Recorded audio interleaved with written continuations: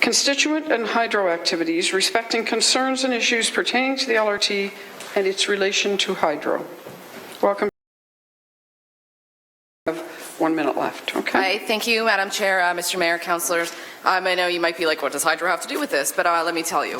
The issue surrounding the LRT project is that the Moving Ontario Forward plan is being funded by the sale of Hydro One. The Ontario government is going to sell off 60% of hydro in order to fund these projects and get the monies for the transit projects in this plan. $3.2 billion is being allocated directly to fund LRTs across Ontario. We already know that the rising costs of hydro are affecting residents, and in the coming years we do not know what the cost of hydro will look like due to the sale, and also how the hydro will function as a non-public run asset. Another issue relates to how the LRT system itself will run off of this hydro. I'm unaware as to what the cost to run the LRT off the hydro system will be like once it's built, and in the coming years as the hydro costs increase. I've yet to get an answer from anyone about whether the increased hydro costs will be rolled into fair prices for riders, or whether it would be part of the operation costs in general, or how exactly this will work. This leaves questions regarding the issue of how shares of Hydro One are being bought up, and individuals owning it will now be benefiting largely from the Ontario government forcing electric run transit systems on cities. Also regarding members of the government, provincially and municipally, who are sitting on boards and dealing with both LRT and energy files. We know here in Hamilton our mayor is both a board member at Electra and also a proponent of this, and this seems to be a conflict of interest for many people. We also know that the Liberal government tends to rub elbows with people who agree with them, and we find that a little discouraging. It's also questionable about the Ontario government's involvement with this project, as to who will run it, who's going to receive the revenue if there's any, and whether jobs are going to stay here, or whether the HSR are going to lose them. And I know Eric's in the crowd, and he probably wants to know this as well. In regards to Metrolinx in the Ontario government, we're currently spending their $1.5 million to install these machines onto our buses. They've been there since 2011 and people don't like them. Currently it's estimated only 7% of people use it, and I'm assuming if the LRT comes in we're going to install those with an added cost. And what are we going to do if people aren't using them now? Why are we going to put those on the LRT? In Durham, they recently talked about the Presto system, and they're looking at they may be sending up to 9% of the city's Presto fare revenues to the province when they only currently pay for 2%. Councillor Whitehead has said that in our 10-year operating agreement with Metrolinx, we may see our fees from 2.5 go to 16 and cost us $4 million onto our city's budget. Other things we are finding discouraging is how we are being held hostage and forced by the province to use this Presto system, and if we don't, they're refusing to give us our provincial gas tax credits. We currently receive around $10.7 million in these a year. These are things that we fund through purchasing gas, and when we're being told by the province that we either take their systems, even if we don't like it, or we get cut from our own money, it's a bit concerning as a resident and a taxpayer. We also know the ridership lost around 435,000 trips last year alone, and that gave us a shortfall of 860,000.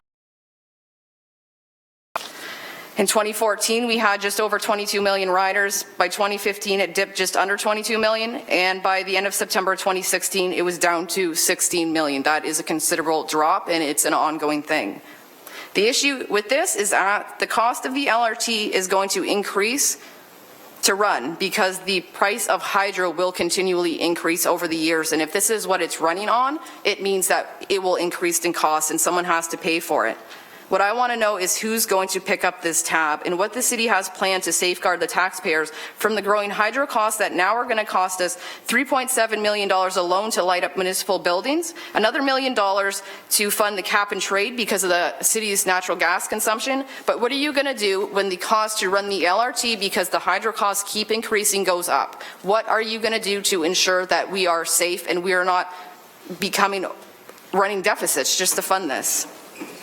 If these costs skyrocket, it's going to hurt Hamiltonians. Residents are already burdened for paying for increases in their hydro, gas, carbon tax, water increases, property tax increases, rent increases, the high costs of mortgages, food is constantly increasing. To go to rec parks and park in the city because of the budget we have. If the ridership isn't there. Is it going to be the taxpayers? Is it going to be the riders? Or is it going to be both? You can't keep slapping more taxes on to the residents and raising the price of everything.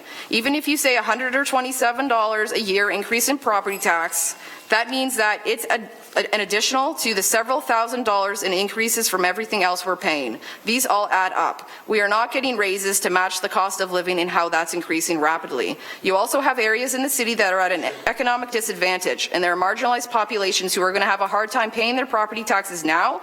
And then on top of it, if you have to raise the property taxes to get a transit levy to subsidize this, the very people who take public transit because they don't hold students or are not working will be hit with fare increases. And if this is already causing low ridership, what in return will this do when we have this LRT that no one can afford to take? I'm just wondering where the city is going to get the money to subsidize all of this. On top of it, I'd like to know what we're doing along the line that we're putting in these big fancy condos. And the last thing I heard, we were going with this little house project. I want to know what the city is going to do to make sure we have affordable housing along that line when you're expropriation and kicking people out of their businesses, out of their homes, and you're drawing people in, and that's naturally going to continue to raise property taxes, housing prices, and everything else in the city, and how my kids are going to afford to even live here in 10 years from now. So nervous. Thank you. Councillor Whitehead, please. Thanks, Sarah, for coming forward. I don't know if you've been watching the budget process, but we set a 1.8% target. I think we still have a $3 million differential to get to that target, and we've been going at it for months now. So when we talk about the transit system, the LRT system, the estimates could be as high as $22 million for operating. The current revenue generated on that line is $2.5 million, and the peak hour on the B line is 444. So if the ridership isn't realized, we could be looking at a 2.5% increase in taxes. Is that what you're concerned about?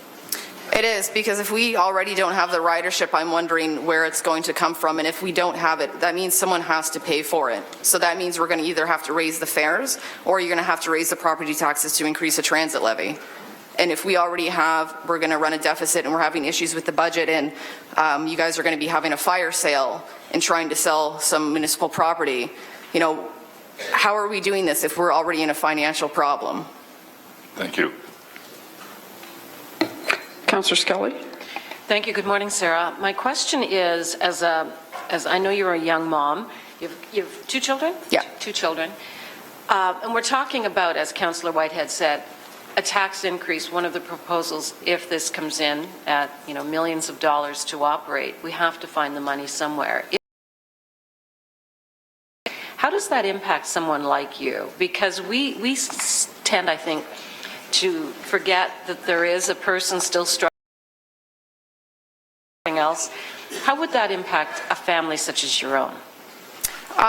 This is the thing is, I see a lot of people talk about, okay, this is going to increase this much, this is going to increase this much, but no one ever says, you know, we have these 10 different things increasing this much, and it means it's a widespread, you're going to pay this much more. So we're looking at, like, families like myself, you know, thousands of dollars of increases, especially with property taxes now. My neighbor's house just sold for $570,000.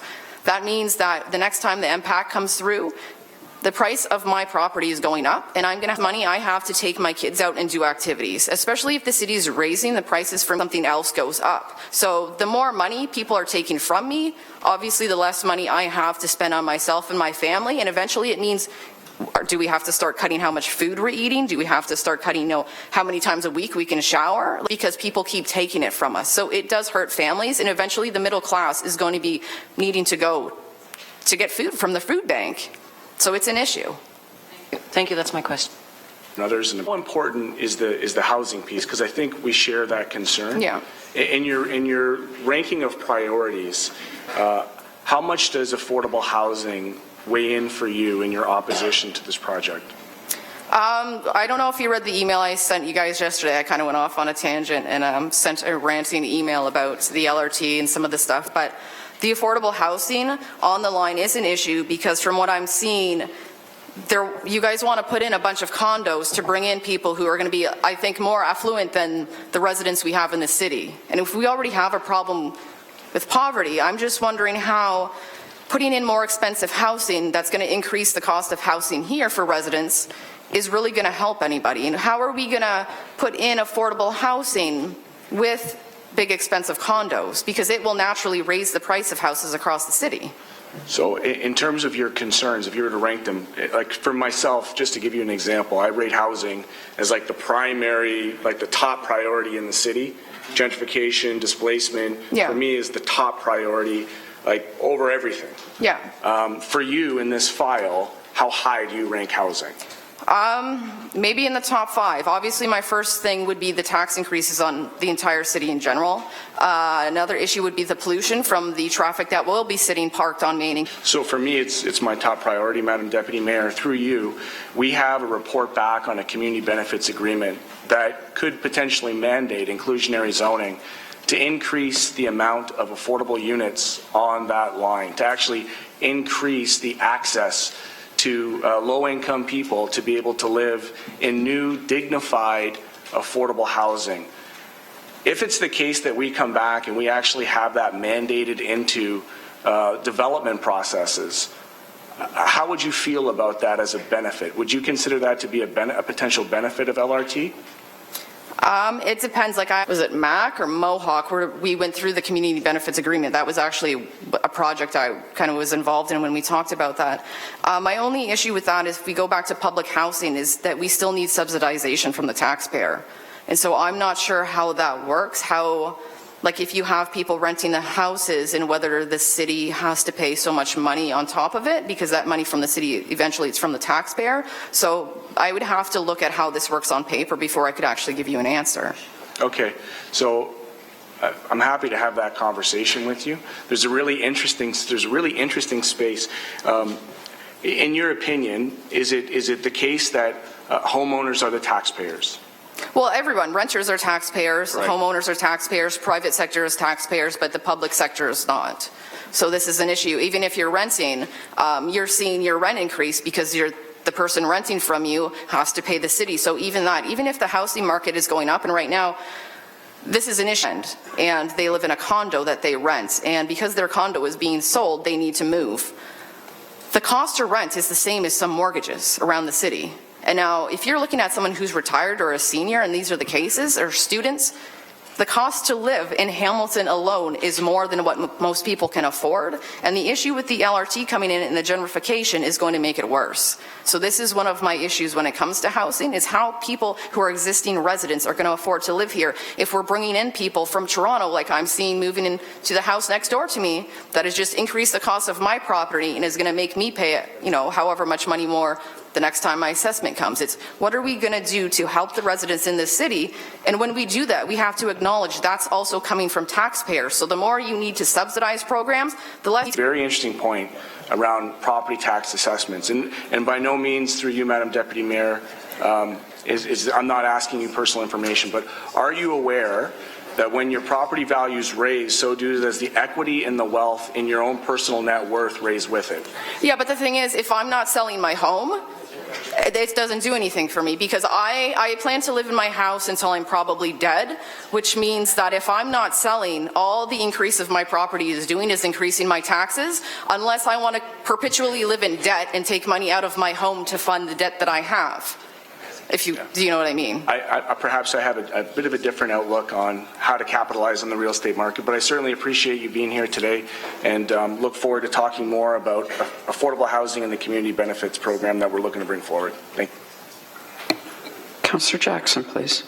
Thanks, Madam Deputy Mayor. And Sarah, thank you again for being here. I'm always impressed with your research that you do and how you deliver your message. Thanks. A couple of questions, Sarah. Obviously, report 7.1 today about the environmental project report that we're ultimately going to be dealing with. You obviously would want us to take a pause on that and not support moving ahead with that today, Madam Deputy Mayor, through you? Yes. And Sarah, if you had your druthers, I'm asking this of a number of people, as I did earlier, if you had your druthers on the $1 billion, how would you like to see that spent in this community if the LRT was not going forward? Madam Deputy Mayor, through to Sarah for possibly some comment. If I had I had a magic wand, this is what we're going to do, it would be taking us to Toronto and to Niagara on a train. Not sitting in traffic. It would be, we need to build something, but I understand there may be some concerns with protected land and we can't build, but we need to somehow get past that red tape and say, for the benefit of the environment, instead of sitting in traffic and causing pollution, if we moved and we did take out some green space to take these trains, I think the benefit would be better we have less cars on the road. Because I've said before, when I go to Niagara, I go to Toronto, I don't drive, I take transit there because it's easier and I don't want to pay for parking and whatnot. But so if we want people to get out of their cars, the issue is I'm not going to come down the hill, get out of my car and take the LRT. There's no way that's happening ever. But if I can get to Toronto easier, instead of driving for 2 hours, I can get on the train for 25 minutes and not the GO bus or not have to drive to Aldershot and do it, I'm gonna.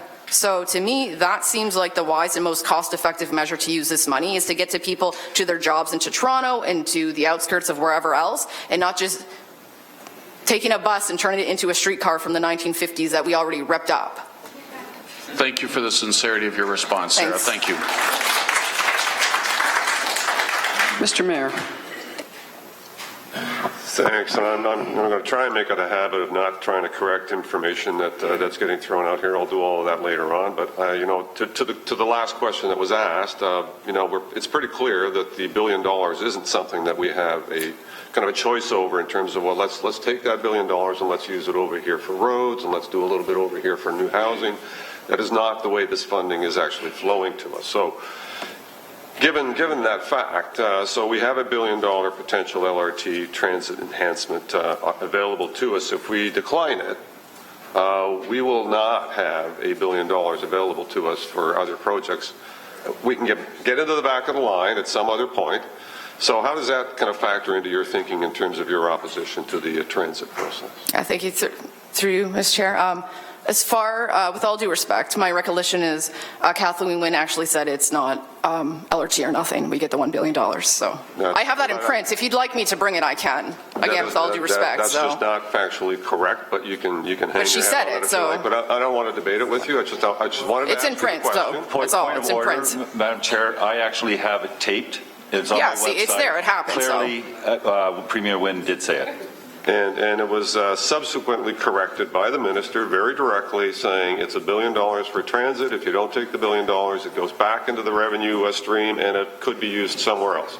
So I don't want to debate that with you. Just thought I'd ask the question. I appreciate that. Kathleen Wynne's not going to be the premier in a year from now, so I don't care what she said regardless. That would be the hope. Sarah, you can't debate back. From the podium, you cannot debate back, but thank you. Okay, my apologies. Was somebody bringing over here? Councillor Scully. Sarah, thank you. And it's just a continuation on that. And I'm very similar to you, I thought the Premier said it's not LRT or nothing, allowed to have the $1 billion, and it could be geared to, given to transit. Do you have other options? Is there anything else? I know, for instance, you're also in my ward, and this is one of the things I saw in the budget that you guys are cutting some of the school extras, and thanks to Premier Kathleen Wynne, our public high school was closed down, and so our kids have to bus 6-7 kilometers at 7:30 a.m., and so this is going to affect a lot of the kids in my neighborhood. So we need to actually sit down and I think look at the targets of where is underserved, what's being overserved. One of the things we've thought of that's kind of innovative is how do we get, if we have buses that aren't being filled, is anyone making buses that are smaller? Like innovating, is there that we can bring in? Because one of the things with the LRT is if this isn't going to be ready till like 2020, it's already outdated. It's the same thing as if I go buy a computer today, but the logic of why we want to put that back in with overhead running wires and that electrical noise that you physically can't see, but it's still there. Again, I stand by my word that I think we should be building trains to go out of the city to get people into their jobs in Niagara and the Toronto region, to get them there one way without having to go to Aldershot or sit again on a bus for 2 hours in traffic through the highway. Thank you. Seems smart. Thank you for that. Sarah. Okay, Thank you very much. Including councillors, that the points of discussion today